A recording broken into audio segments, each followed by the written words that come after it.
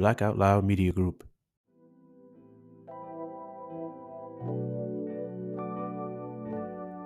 Welcome back to another episode of the Brown Sugar Café podcast, the place where poetry meets conversation. I'm your host, Terrance P. Elmore, and before we get into today's topic, make sure you hit that plus sign so you don't miss an episode. Also, please subscribe to my blog, theBrownSugarCafe.blog, and if you find any value in this episode or any other episodes, make sure you leave a heartfelt review. So with that being said, let's get to it.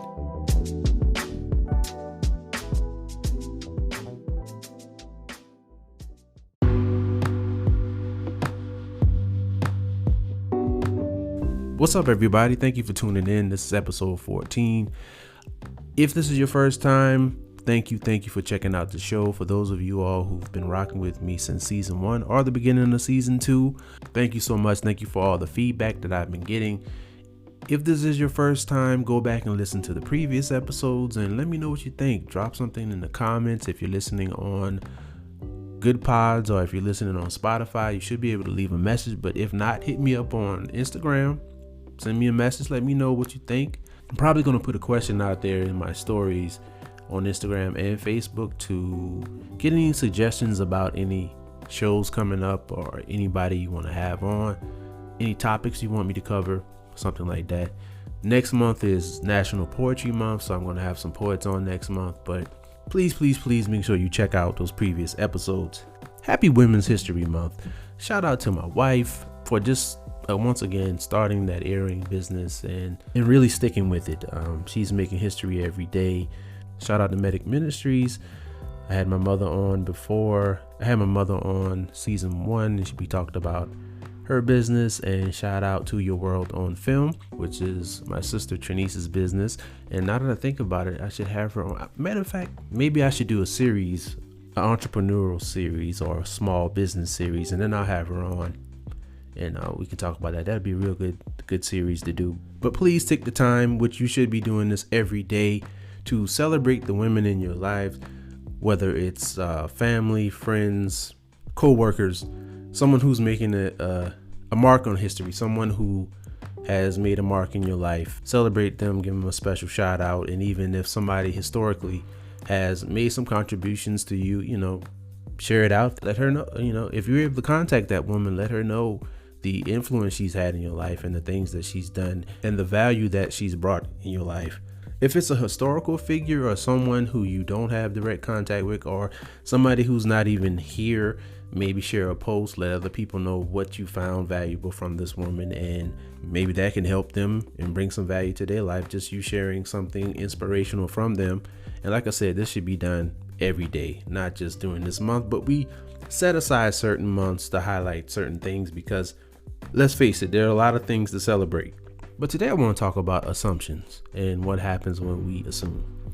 So long story short, our fence was knocked down a couple of months ago and I repaired the fence. I repaired it in the places where it needed the most fortification or refortification.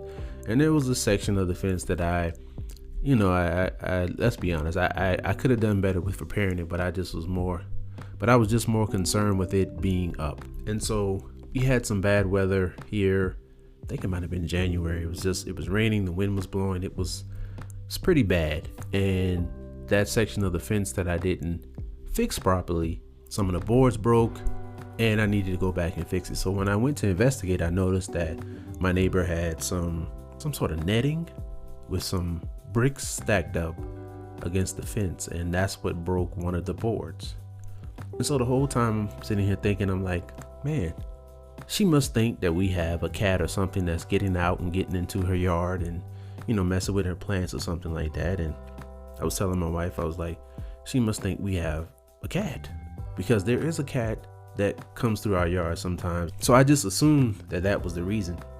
When I made that assumption, I was still unclear, but that was just, my assumption. I didn't run with it and say that's exactly what she was doing. So I went and I was taking away the broken pieces, and she happened to be outside. Before I could ask her, very, very nice lady, by the way. Before I could ask her, she was like, do you need me to open the side of the fence so it can be easy? And I was like, yes, ma'am, thank you. I was just about to ask you that. And before I can get to the part about the bricks and the netting, she said, yeah, I had these here because I didn't want my daughter's cat getting into your yard. And I was like, wow. And I was like, all this time I was thinking that she was trying to keep something out of her yard, but she was trying to keep something from out of ours. And that made me think about what we do with assumptions, because I was completely wrong, but I wasn't wrong to the point where I believe that was the only option. Sometimes what we do when we assume things, we think that's the only option and that's the only scenario possible. What would have happened if I just had an attitude? Not that I would have, but I'm just saying, what if I was one of those people who just had an attitude and was like, hey, why did you put this stuff on the fence? You're part of the reason why the fence broke. To be honest, I probably wouldn't have even brought it up, because me replacing the boards, that little setup she had there, it would have been unnecessary to have it. So I don't think it would have came up if it wasn't for her. But in that moment, I realized that it's so easy to get caught up in assumptions and to think what you know by the information that you have is actually fact when it pertains to somebody else.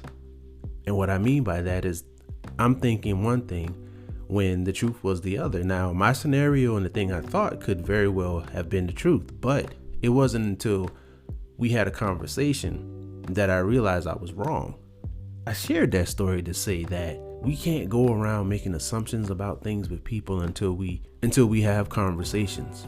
I was a guest on a podcast, Strike a Chord Live podcast with Colin and Marcus.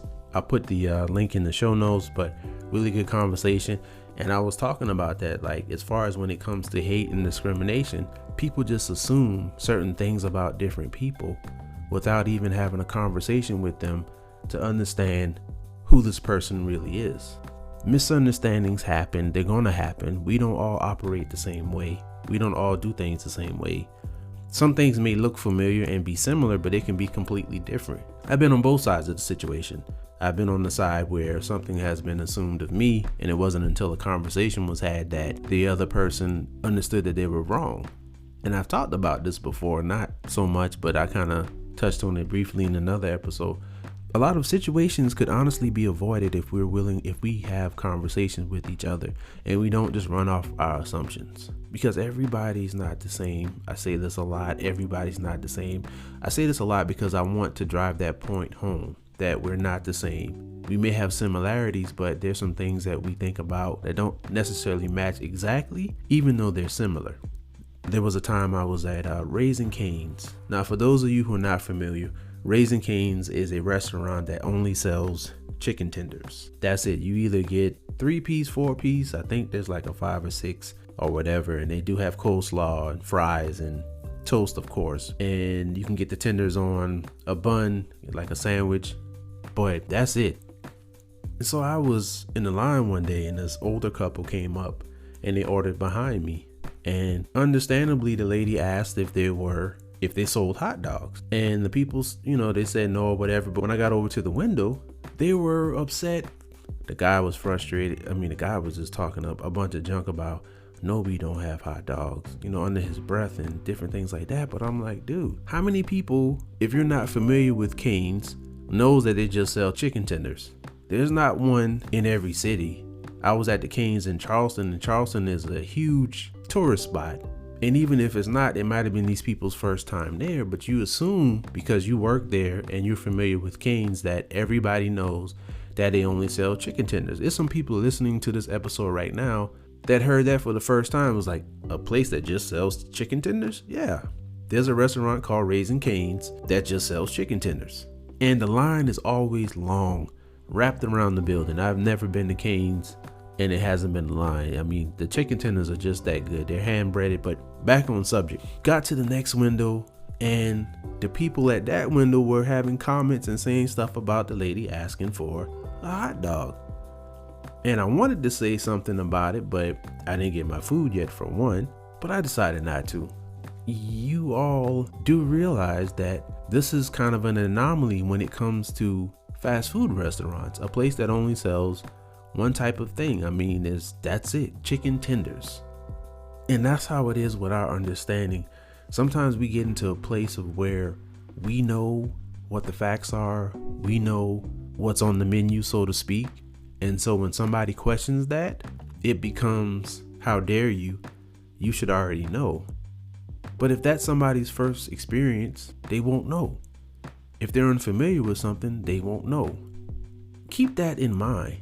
And don't make somebody feel uncomfortable about asking you questions when they don't know something or don't understand.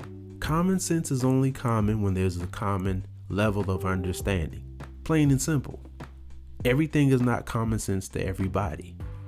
It just depends on your education, how you were raised, the things you were exposed to. That's how common sense comes into play. But before leaving Cane's, I was just thinking, I was like, man, these people in this restaurant are really annoyed because a lady asked, an older lady at that, asked if they sold hot dogs because she didn't know. That's the other part to making assumptions. We can't get upset when people make assumptions if we're not making room for them to ask questions. So think about that. Are you making room for people to ask you questions when they don't understand? Or are you making it difficult to where they have to make assumptions and go off those assumptions? Is there an open door for conversation? Just reflect on your different relationships and see. Maybe you need to have that conversation first and say, hey, if it's anything you don't understand, it's okay to ask me. Feel free to ask me a question about this if you don't understand. We have to provide that space because we only know what we know. And the only way we're going to learn different things and learn more, one, if we're willing to ask questions. Two, if we don't only go off assumptions and are willing to get an understanding of what we're trying to find out. And three, if we don't make it hard for other people to talk to us. And that's a difficult feeling. I've been there. And sometimes we can be in scenarios where we're moving too fast and trying to multitask and we're not really paying attention, and that's understandable.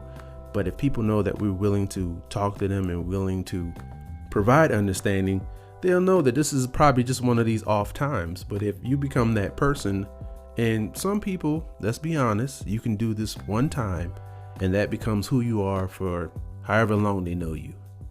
But if the person is willing to understand and learn who you are and learn that, hey, you know, sometimes I may be moving too fast and I'm thinking like, hey, you probably should know this, or you do this or do that. Cool. But make it a place where they can say, hey, could you slow down? Or could you show me, because I honestly don't understand. And sometimes it might take some work. It might take some work from both people. The person who's asking the question saying, hey, I honestly don't understand this. This is a sincere question. I really am trying to get some understanding here. It may take the other person, when they say something, to, and not in a condescending way, like you say something like, did you understand that? But make sure when you provide information, is there anything about what I said just now that you need some clarity on? What do you need from me to help you understand this? Or what do you need from me to help you complete this task? Just wanted to get on here and talk about assumptions and share a situation I had. And hopefully this episode, like other episodes, all of my episodes, have provided you with something to think about, whether it applies to you directly or if it's somebody you know who this applies to. And if so, please share this episode with them and start a dialogue, start a conversation. Please, let's just make time to have conversations and stop assuming things, because one way is not the only way. It's just a different way of doing things.